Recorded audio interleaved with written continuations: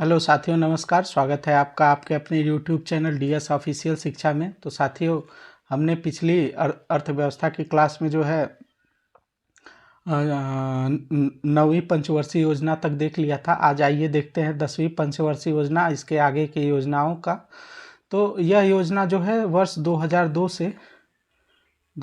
से 7 तक चली, 10वीं पंचवर्षीय योजना। इसके साथ ही शुरू की गई, जिसमें सूत्रबद्ध करने के लिए राष्ट्रीय विकास परिषद का अधिक भागीदारी था। इस योजना के दौरान अति महत्वपूर्ण कदम उठाए गए, जिसके द्वारा अर्थव्यवस्था के नियोजन में काफ़ी बदलाव कर दिया गया, जिसमें प्रति व्यक्ति आय को 10 वर्षों में दोगुना किए जाने का लक्ष्य था। और यह मानना था कि उच्च विकास दर का उद्देश्य यही नहीं कि केवल इसके द्वारा लोगों के जीवन स्तर पर बदलाव भी आना चाहिए। पहली बार इस योजना का केंद्र और राज्य सरकार दोनों जगहों पर 11 चयनित सूचकांकों और अनुश्रवणित किया गया और अभिशासन के विकास का कारक बनाया गया। नियोजन में राज्य की भूमिका की बढ़ोतरी के लिए जो है पंचायती स्तर पर ध्यान देने पर बल दिया गया। और जो है प्रत्येक क्षेत्र में नीतिगत संस्थान सुधारों के और प्रशासनिक सुधारों पर बात की गई।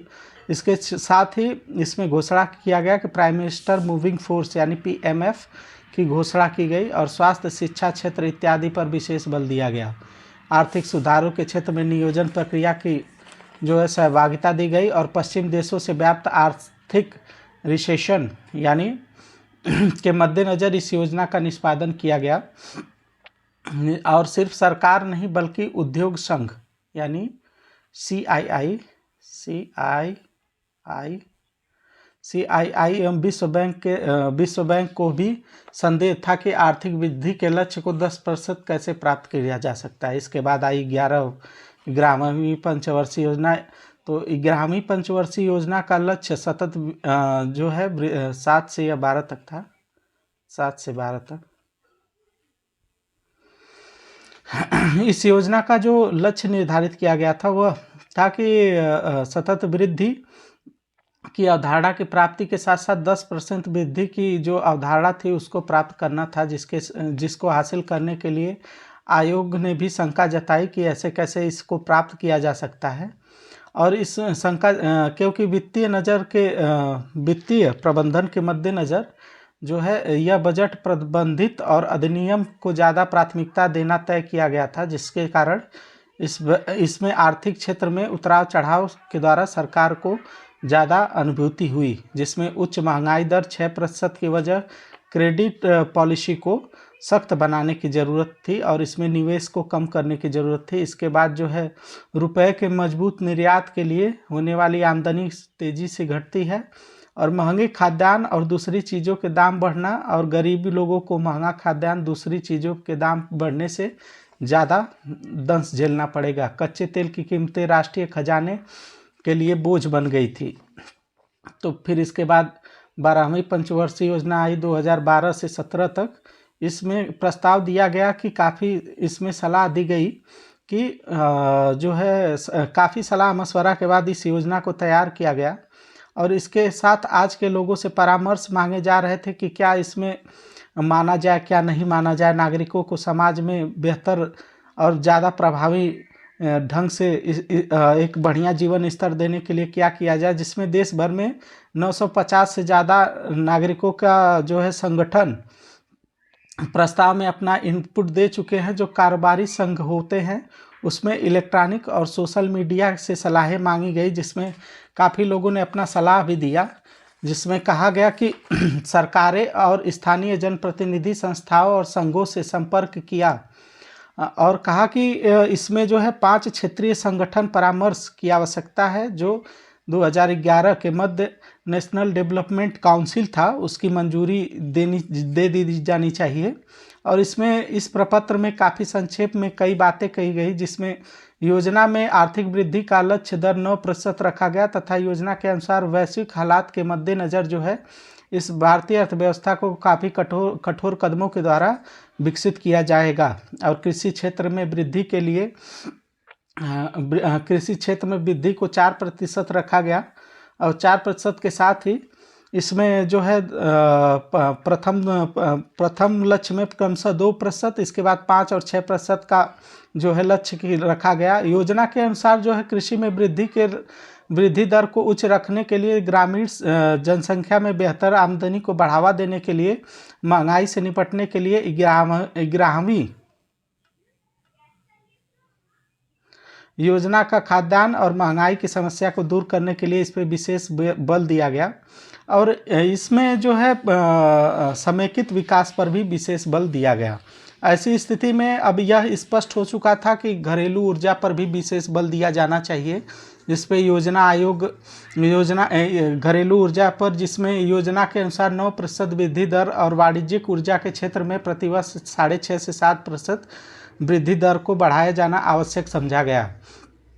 और अंत में प्रपत्र में आने वाले वार्षिक आयातों, जैसे कि भारत में पेट्रोलियम की आवश्यकता और आयात पर निर्भरता बढ़ने के कारण जो है योजना को 80% तक पहुंचाने पर बल दिया गया।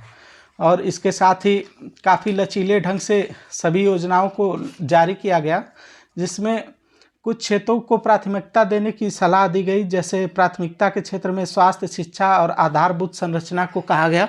इसमें अंत में इस योजना में संसाधनों के लिए जो हमारे देश में नागरिक हैं उनको कार्य कुशल और जो है बेहतर संसाधनों के उपयोग के लिए महत्वपूर्ण और एक शिक्षित समुदाय के विकास के लिए जो है इसका प्रावधान किया गया, जिसमें कार्यान्वयन एवं एजेंसियों की अधिक उपयोगिता को साबित किया गया, जिसमें लचीलापन तथा शेष क्षेत्र के संचार, जैसे कन्वर्सेशन हो गया, क्षमता विकास हो गया, जिसे मॉनिटरिंग और उत्तरदायित्व पर बल दिया गया।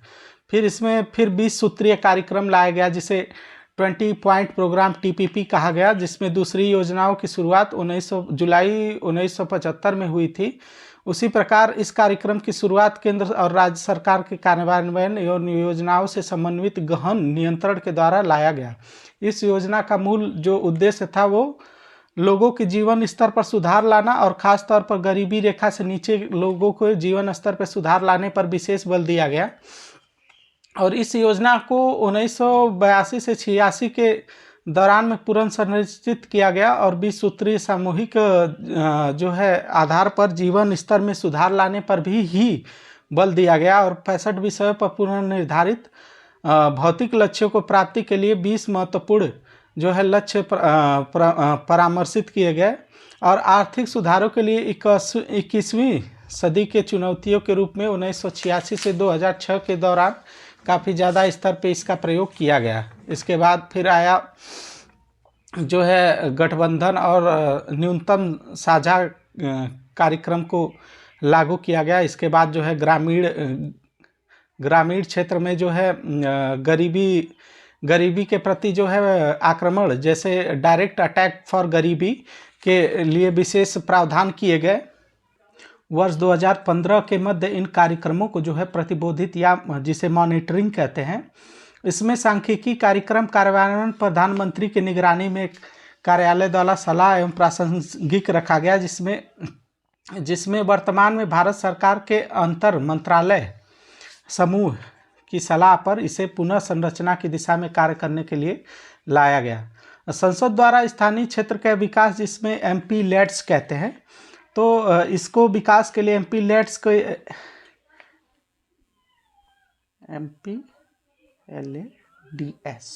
MPLADS तो MPLADS जो है वो सांसद द्वारा स्थानीय क्षेत्र के विकास योजना के द्वारा MPLADS जो है केंद्रीय योजनाओं के अंतिम योजना के रूप में शुरू की गई। और यह एक नवीन योजना के रूप में थी, जिसमें प्रत्येक सांसद को 5 लाख रुपए की राशि देनी होती थी, जिसमें वर्ष 1994-95 में 1 करोड़ कर दिया गया और इसे 97-98 में 5 करोड़ किया गया था। एवं इसको 98 से 99 के दौरान 2 करोड़ रुपए फिर से घटाकर 2 करोड़ किया गया और 2011 में इसे फिर से 5 करोड़ कर दिया गया था। इस योजना के तहत जो है सांसदों को अपने क्षेत्र में जो है कुछ स्थायी और सामूहिक संपत्ति का उपयोग करते हुए विकास को प्राप्त करना था, जो स्थानीय विकास की आवश्यकता पर आधारित हो। इस योजना का समूह जो है मुख्य रूप से नवंबर 2005 में जारी किया गया। और वर्तमान के वर्षों में इसमें बहुत सारी कमियां सामने आई, जिससे पंचायती राज के संस्थानों पर काफ़ी गहरा प्रभाव पड़ा इसको। और जनप्रतिनिधियों द्वारा इस योजना को रद्द करने की मांग की गई, क्योंकि यह योजना विकेंद्रित नियोजन और उल्लंघन करता था, इसलिए इस स्थान पर इसको अलग योजना के रूप में मांग किया गया। तो मई 2014 में सांख्यिकी और कार्यक्रम कार्यान्वयन मंत्रालय द्वारा EMPSPI इस योजना को संशोधित कर दिशा निर्देशित किया गया। और इसके अंतर्गत कहा गया कि जो भी मद होंगे उनके द्वारा सभी मदों की चर्चा की जाएगी, जो भी किया जाएगा। और अनुसूचित जाति में अब ट्रस्ट और गैर संगठित NGOs की संख्या में 75 लाख रुपए तक का निर्माण कार्य जो है कर सकते थे। पहले यह 50 लाख रुपए था। और जो सहकारी समितियां थी इसको शामिल कर लिया गया। इसका उद्देश्य था कि सहकारी आंदोलन और ग्रामीण विकास को प्रोत्साहन देना था। इस योजना में जो है काफ़ी व्यक्त और ठप पड़े कार्यों को राज्य सरकारों को सौंपा गया और कहा गया कि इसको जल्द से जल्द मानव जनित जो भी आपदाओं में धन आवंटन किए जाने हैं उसको और सभी रुके योजनाओं को जल्द से जल्द पूरा करवाइए, जिसमें राज्य सरकार ने भी काफ़ी ज़्यादा अच्छे तरीके से कार्य किया।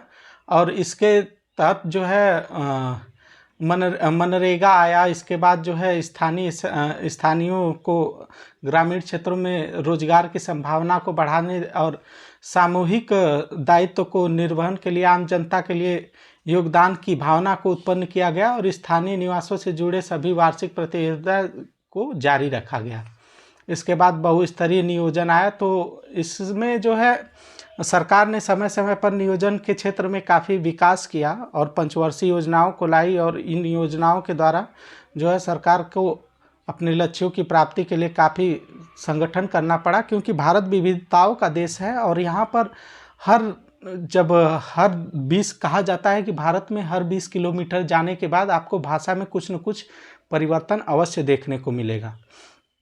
तो ऐसे बड़ी विविधता वाले देश में किसी कार्यान्वयन को लागू करना और उसे सुचारू रूप से एक स्तर पे पहुंचाना जिससे कि आम लोगों का जो है ज़्यादा से ज़्यादा कल्याण हो, उसको लागू करने के लिए सरकार के पास काफ़ी कठिनाइयां आती हैं। और उनको सामना करने के लिए सरकार प्रतिबद्ध है और सरकार कार्य भी करती है उनके लिए। लेकिन फिर वही है कि भारत में विकास अभी बहुत ही धीमी गति से है। जैसे कागज़ों पे लिखा जाता है उस हिसाब से भारत में विकास बहुत ही धीमी गति से है। और उसके लक्ष्यों की प्राप्ति के लिए भारत में और भी अन्य कदम उठाए जाने चाहिए। जैसे कि भारत में पहली बात कि साक्षरता दर बढ़ानी चाहिए। और जो लड़कियां हैं, भारत की बेटियां हैं, उनके जो है उनको बेहतर रोजगार, शिक्षा, स्वास्थ्य की योजना और बेहतर जो है जीवन प्रत्याशा, जो है समानता की भावना को विकसित करने के लिए सरकार भी कई प्रोत्साहन लाती है उनके लिए। और कई बार कन्याओं के विवाह के लिए, शिक्षा के लिए काफ़ी ज़्यादा धन दिया जाता है। तो ये योजनाएं ऐसे कार्यान्वित होती रही। लेकिन भारत में फिर कोरोना का काल आया और कोरोना के काल में पूरा अर्थव्यवस्था का जो भी ढांचा एक तैयार किया गया था वो सब ध्वस्त हो गया। और भारत सरकार के समक्ष फिर से एक चुनौती आई कि अब इस ढांचे को फिर से कैसे तैयार किया जाए। तो सरकार उसमें कार्य कर रही है, लेकिन अभी कितना लक्ष्य प्राप्त किया गया है ये तो सरकार बताती है। लेकिन आम जनता महंगाई के मार से जो झेल रही है उसके लिए ये जीवन यापन करना बहुत ही कठिन हो गया है, जिस पे सरकार को ज़्यादा से ज़्यादा ध्यान देने की ज़रूरत है। तो साथियों, अर्थव्यवस्था एक व्यक्ति के लिए इस समय जो महंगाई है उसको जीवन जीने की जो एक आधारभूत संरचना की ज़रूरत है, उसमें भी उसको अपने लिए बहुत ही मेहनत से जो है अपना जीवन यापन कर रहा है हर व्यक्ति। तो इस पर सरकार को बल देना चाहिए और देश की अर्थव्यवस्था को अब से फिर से एक अच्छे विकास स्तर पर तेज़ी लाने के लिए प्रयास करने चाहिए, जिसमें सरकार लगभग प्रयास तो करती है लेकिन कितना प्रयास करती है और उसको कितना रूप से उसे आम जनता को फायदा होता है, ये देखना अत्यंत महत्वपूर्ण है। क्योंकि हर बात के बाद आता है कि भाई आम जनता को क्या मिला, और आम जनता को हर चीज़ सुविधाएं मिलनी अति आवश्यक है। जिससे सरकार स्वास्थ्य के क्षेत्र में जो है कोरोना के काल में टीकाकरण लाई, तो सरकार का ये कर्तव्य था। ये नहीं कि ये सरकार ने जो है नागरिकों पर एहसान किए हैं, नहीं, सरकार का यह कर्तव्य था और सरकार ने अपने दायित्वों को पूरा भी किया। जैसे कोरोना काल में जो है ज़्यादा से ज़्यादा जो है जितने भी नियम कानून थे उसको लागू करना था, सरकार को टीके बंटवाने थे, और जो है गरीब लोगों को अन्न की दिक्कत होती तो सरकार ने फ्री में अन्न बंटवाना स्टार्ट किया। लेकिन ये फ्री का अन्न बंटवाना और जो भी है ये सरकार अपने लिए या आम नागरिकों के लिए कर रही है, ये तो आने वाला समय ही बताएगा। तब तक के लिए साथियों, अर्थव्यवस्था से जुड़े रहिए। अपने विचार हमें अपने कमेंट के माध्यम से आप दे सकते हैं, तो देते रहें। आपका विचार हमारे लिए बहुत ही महत्वपूर्ण है। तो साथियों, आज के लिए बस इस क्लास में इतना ही। मिलते हैं आपसे फिर कल अगले टॉपिक के साथ। तब तक के लिए धन्यवाद। नमस्कार दोस्तों।